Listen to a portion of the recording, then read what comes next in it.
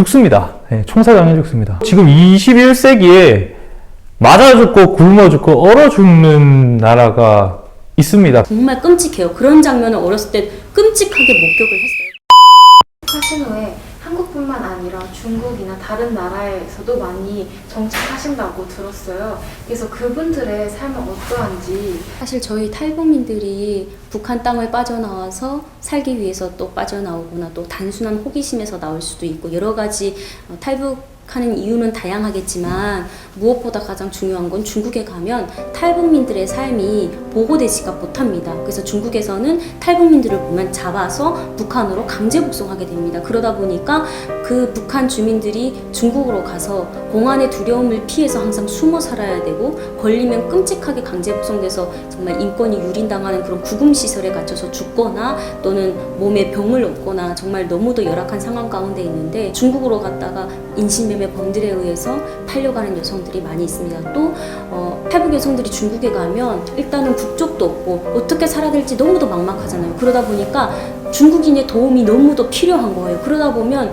뭐 여성들 같은 경우에는 뭐 시집이라도 가야지 그 남자들이 이 여자를 보호해 줄 수 있고 누군가 보호자가 되잖아요. 그러다 보니까 원치 않더라도 그런 삶에 자연스럽게 노출될 수밖에 없고 그것을 순응할 수밖에 없는 그런 열악한 상황에 있어요. 사람들의 인권을 보호하지 않고 내가 돈 주고 산 사람이야 이런 그런 개념이 좀 있어요. 근데 모든 사람이 다 또 그런 건 아니지만 대부분 좀 금방 팔려가면 달아날까봐 그 상황들이 열악하다 보니까 못 나가게 하고 그런 상황 가운데 있어요. 그리고 또 북한 여성들하고 사는 남자들의 또 삶이 경제적으로 이렇게 우수한 상황이 아니라 정말 열악한 상황, 시골에 있는 막 이런 남자들, 중국 남성들이 장가 못 가거나 또는 장애인이거나 경제적으로 너무 열악해서 심지어는 시계를 볼 줄 모르는 그런 인지적인 장애를 가진 사람에게도 팔려가고 뭐 신체에 장애가 있어서 장가 못 가는 그런 사람들에게 갑니다. 그러면 탈북 여성들 같은 경우에는 심리적인 트라우마나 이런 것들이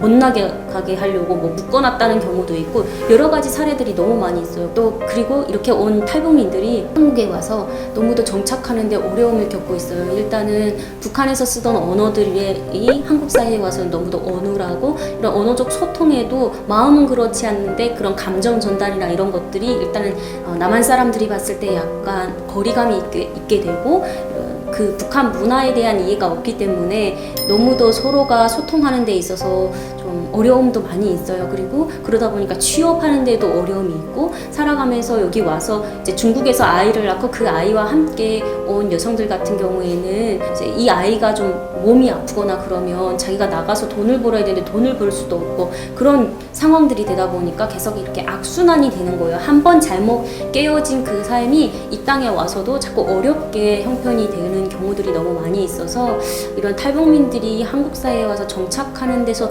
돕는 일들도 너무도 많이 필요합니다.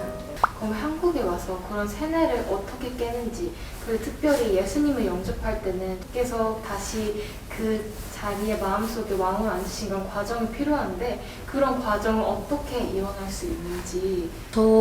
제가 어떻게 보면 탈북민으로서 선교사까지 되기까지 저의 과정도 보면 북한에서는 하나님에 대해서 잘 몰랐어요. 그런 교육을 해주는 기관도 없고 성경을 접할 수도 없었고 성경이 이렇게 대한민국처럼 쉽게 접할 수 있는 그런 게 아니었어요. 그러다 보니까 하나님을 하나님이라고 부를 줄도 몰라서 하늘님이라고 불렀어요. 배경 지식이 없는데 정말 전 사회 시스템이 종교화돼 있잖아요. 그러다 보니까 이런 북한의 사상총회나 뭐 김일성, 김정일 말씀이나 이런 것들이 다 그 교회 것들을 많이 따갔어요. 그래서 성경에서 하나님 말씀처럼 그 사상총회 때도 김일성이나 김정일의 말씀을 읽고 저는 그렇게 살지 못했습니다. 그래서 자아 비판을 해야 돼요.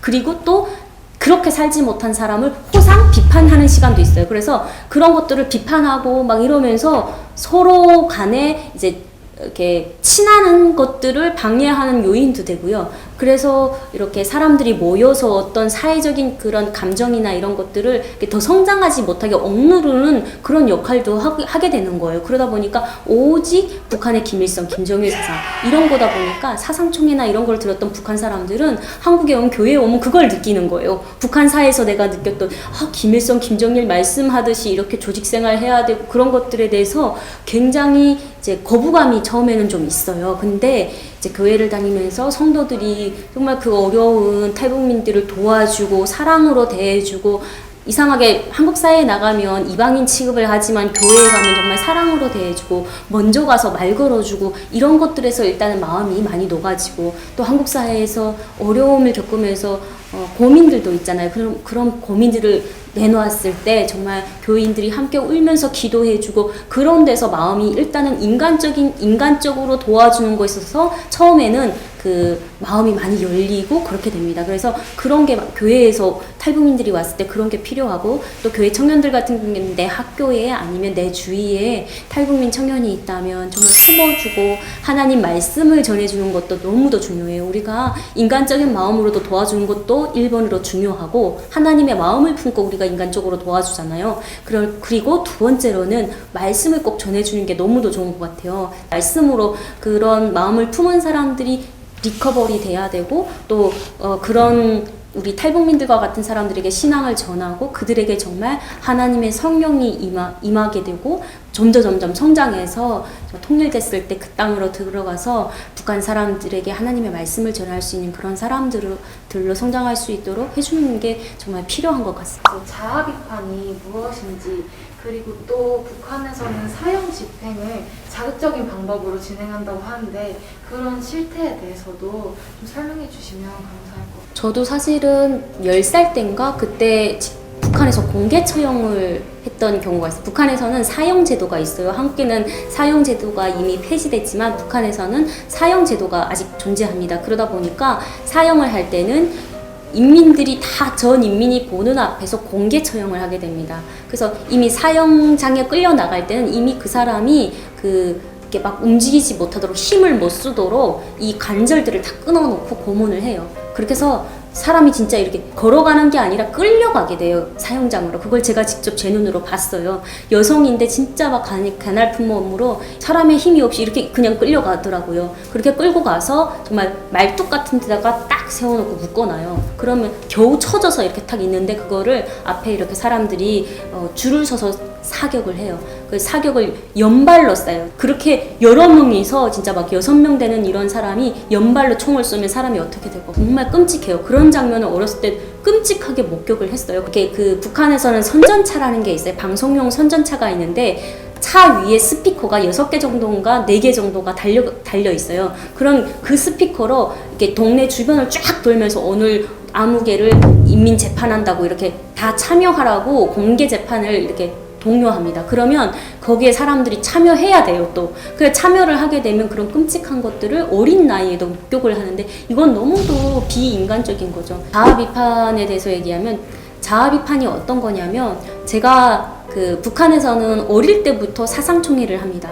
사상투쟁을 하고, 또 어린 학생들만 하는 게 아니라 커서도 하고, 청년들은 청년동맹 에 가입되어 있어야 되고, 청년동맹에서 그런 또 사상투쟁회를 해요. 그리고 당원들도 그런 식으로 전 사회가 그것이 시스템이 딱 되어 있어요. 그래서 저는 어렸을 때 학생이다 보니 사상총회 때 어떻게 했냐면, 김일성이나 김정일의 말씀을 읽어요. 김일성 원수님께서는 다음과 같이 말씀하셨습니다. 학생의 본분은 첫째도 공부를 잘해야 되고 둘째도 공부를 잘해야 됩니다. 이런 말씀을 읽고, 그러고 저는 그런데 그렇게 살지 못했습니다. 이렇게 비판을 하는 거예요. 그리고 상대방을 비판할 때 이름을 부르고, 저 학생은 김일성 원수님의 말씀대로 행하라고 행동하지 못했습니다. 앞으로 고치세요. 이런 식으로 비판을 하게 돼요.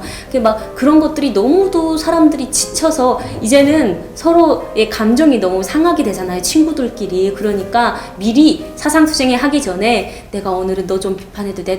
그리고 내가 널 비판하면 네가 날 비판해. 이렇게 서로 막 약속하고, 서로, 왜냐하면 감정이 상하니까 그렇게 서로 이해를 구하고 그렇게 했던 기억이 지금도 납니다. 오늘 이 촬영 어떠셨나요? 먼저는 대한민국 청년들에게 북한의 실태, 그리고 북한의 인권 유린, 교육적 부분이 굉장히 결여되어 있다고 생각합니다. 내 이웃을 내 몸과 같이 사랑해라. 이웃 나라가 아닌 정말 이웃 그 자체인 북한 주민들의 삶이 하루빨리 개선되고, 그들에게 예수 복음이 선포돼서 북한이 하루빨리 자유화되어야 된다고 생각합니다. 지금 이 영상을 보고 계시는 여러분들의 가족이 북한에 있다고 생각을 해보십시오. 그 세대의 죽음이 이미 지나고 있고 그리고 그들의 죽음이 잊혀져 가고 있습니다. 그리고 지금도 죽어가고 있는 북한 주민들은 대한민국의 역할을 기다리고 있습니다. 그들의 기다림에 빨리 응해야 됩니다. 그래서 여러분들의 관심과 여러분들의 그런 공부가 필요합니다. 네, 사실 이런 질문들을 많이 들으면서 제가 들은 생각은 내가 북한에 대해서 뭔가 좀 알고 있다라고 생각을 했는데 너무 겉핥기식으로만 알고 있었구나. 그리고 북한에 대해서 기도한다라고 하지만 어떤 내가 탈북민의 어떤 강연을 들을 때와 또 그들의 어떤 소식을 전해드릴 때만 잠깐 마음이 아파서 그들을 위해서 기도하지 내가 이들을 위해서 진짜 그 하나님의 마음으로 꾸준히 이들을 위해서 기도를 하는가 약간 이런 생각이 많이 들었어요. 북한에 대해서 좀 더 관심을 가졌으면 좋겠어요. 일단 관심을 가지는 게 첫 번째라고 생각하고 우리가 사실 공통적으로 아는 부분들은 많잖아요. 근데 이제 북한의 진짜 실제 모습이 무엇일까? 북한 주민들은 어떤 삶을 살고 있을까? 그것들을 우리가 좀 관심을 가지고 생각하는 것이 일단 첫 번째라고 생각하고 크리스천 청년들에게 드리고 싶은 말씀은 이제 저희가 진짜 기도에 힘이 있다라고 생각을 한다면 관심을 가지는 것을 넘어서 진짜로 우리가 그들을 위해 한 영혼들을 위해 기도하며 우리가 하나님의 마음을 그 땅을 향한 아버지의 마음을 구하는 것이 우리의 역할이라고 생각을 합니다. 북한이 아까 전에 얘기했던 것처럼 우리랑 아직까지 사실 한 민족이고 우리랑 사실 저희랑 같은 나라 민족인 사람들이기 때문에 우리가 대한민국 국민으로서 대한민국 품는 것처럼 북한도 당연히 품는 게 당연하더라고요. 지금 그냥 제가 나도 진짜 자카를 해야겠다. 북한은 다른 나라 사람들이 아니라 외국 사람들이 아니라 저희랑 한 민족인 저희랑 하나 되는 국민들이고요. 당연하게 그냥 우리 옆에 있어야 될 사람들이라고 그냥 생각하시면 될 것 같아요. 그래서 품어주시고 계속해서 기억해 주셨으면 좋겠고 관심 가져주셨으면 좋겠고 계속해서 기도해 주셨으면 좋겠고 그러면서 나중에 이 한반도의 부르심이 하나님의 뜻이 이 진짜 한반도에 이루어지지 않을까 싶습니다. 예, 우리 한국교회 청년들이 이 젊음의 세월을 잘 아끼어서 구별해서 북한을 향하여서 지금부터 아까 말씀드린 것처럼 자기 영역에서 최선을 다해 남기는 또 열심히 노력하는 시간을 갖기를 원합니다. 여러분 지금 고등학교, 대학교 이 시절이 황금기입니다. 이 황금과 같은 시간을 또 다른 2배의 황금이 되기 위해선 주님 앞에서 그것을 잘 빚어내도록 여러분들께서 각자 주어진 그 은사와 달란트와 영역을 잘 개발하시면서 통일한국, 복음적 통일한국, 또 제사장 나라 되는 이 한반도 주님 오시기 전에 지금 주님 오실 때가 멀지 않았다고 봅니다. 그래서 여러분들 주님이 주신 은사와 달란트와 그 각자의 영역을 통일 한국을 위해서 지금부터 10년 동안 잘 준비해 나가기를 권면드리겠습니다.